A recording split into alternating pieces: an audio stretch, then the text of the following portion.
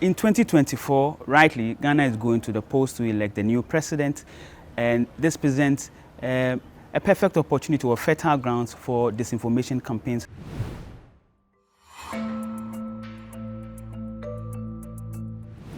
My name is Kwaku Krobea Asante. I'm the lead fact checker of Fact Check Ghana.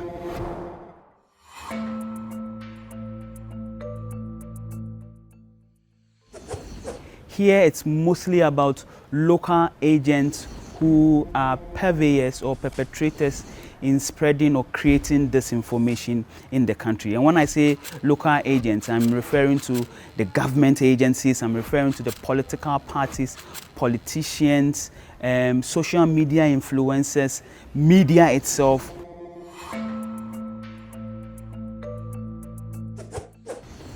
We are one of the countries in Africa with the highest number of citizens online.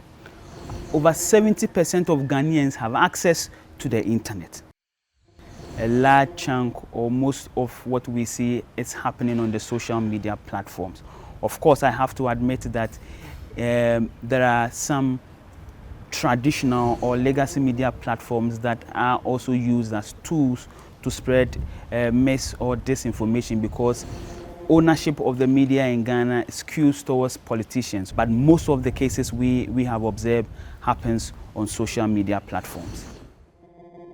And by social media, I mean WhatsApp, Facebook, X, formerly Twitter, now we have Instagram, and TikTok, which has lately become a major platform where disinformation happens. And of course, I have to add YouTube.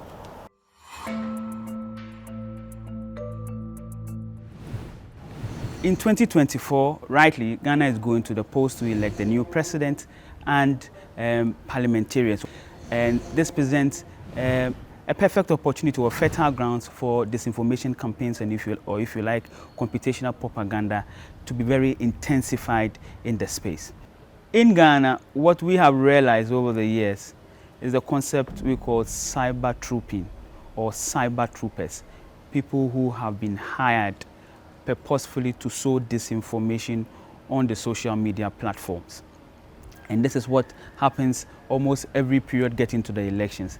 There are people who ostensibly are hired on these platforms to propagate campaigns for the opposition or for government. Secondly, we see that people are using fake accounts, burner accounts. They set it up. You see some accounts, and it is just freshly set up a month or two to the elections, and it is just to do damage work, to do disinformation works, and let things happen like that.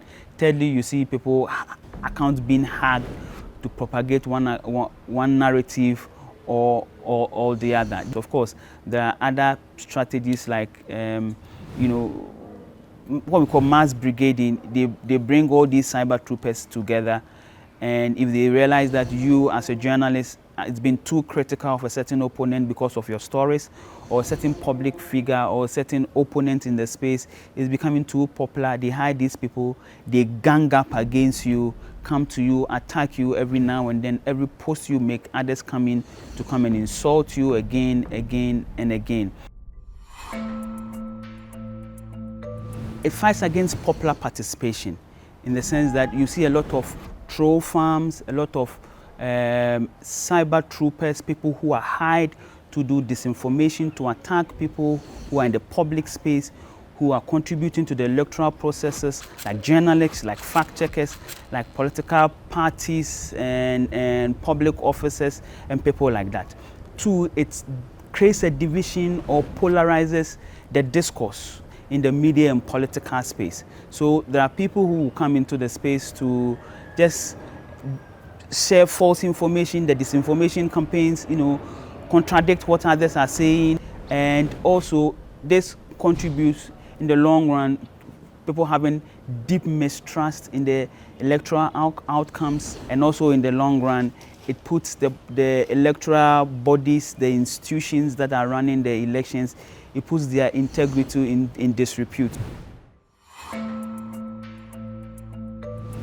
Fact Check Ghana monitors the media landscape, including the social media platforms, every day.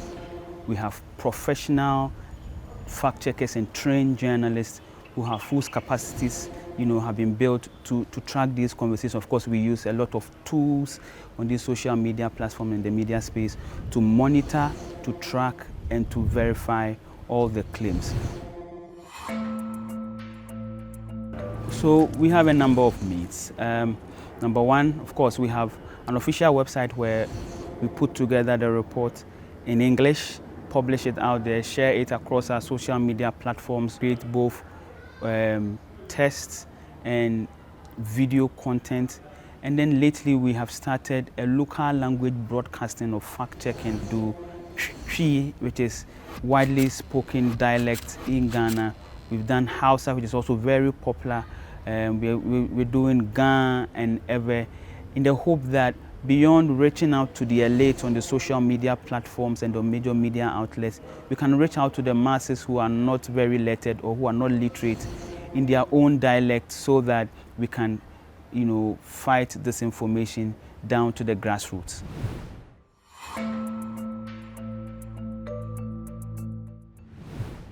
It's that WhatsApp, which is by far the most used social media platform for spreading disinformation, is an end-to-end encrypted platform. This means that conversations and engagement that happens on WhatsApp, it's one that is closed from the public. You're not able to see, you're not able to monitor or track it in a way that you can fact check, unless you are a party to the conversations on those platforms.